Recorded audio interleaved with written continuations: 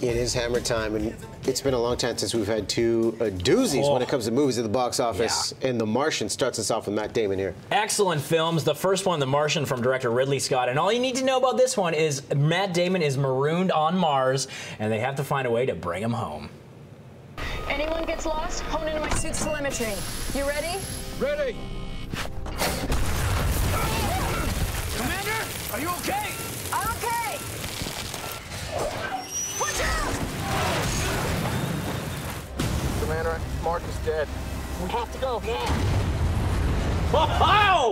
This is like an intergalactic castaway, and from the visual appeal to the story, Matt Damon is at his finest, and this really is a brilliant film. It is, and it's pure popcorn fun, and Ridley Scott as well, putting out some of his best work in a decade at least. The movie is brilliant because it's full of action, drama, that endeavoring human spirit, the survival story of man versus nature, and credit to Drew Goddard, who adapted the script from the best-selling novel. It's also hilarious. They kept the humor permeated throughout because, you know, it would have been such a slog dramatically to have him just have this sort of weary battle throughout. It was great that the character was able to see a lot of the humor and have him. That's how he dealt with this devastating scenario. And you know, it's very smart dialogue. I had the chance to watch this with you on the edge of my seat, and the fact that we have what, a supermoon lunar eclipse this week. NASA's talking about water flowing through Mars. Yeah. There's such great curiosity about life on Mars, and this movie does it justice, and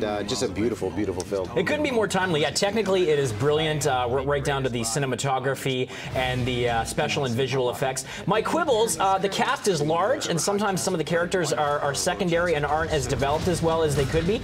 They went for the humor a little bit too much, in my opinion, at times, and the ending does get a little bit sappy, but this is a great film to see at the theater, to see it in 3D. It's got universal appeal. The whole family can enjoy it, so it ticks so many boxes. One of my favorites of 2015 for sure. How many hammers for this? I gotta go 4 out of 5 for The Martian. I'm gonna hold back a little bit on this one.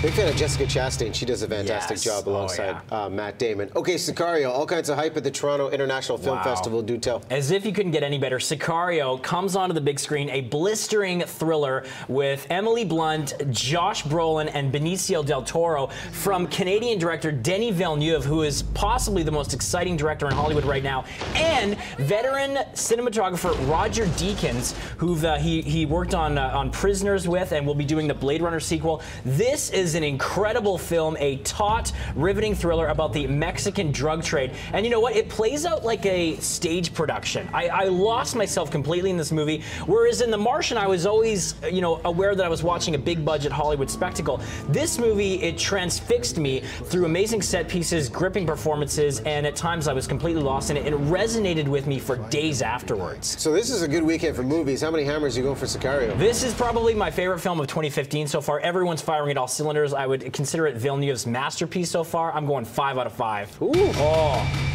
And Benicio's arguably his best work ever. Expect a lot of buzz for this one at Oscar time. Two great picks for you if you're heading to the movies this weekend. Nice work, my friend.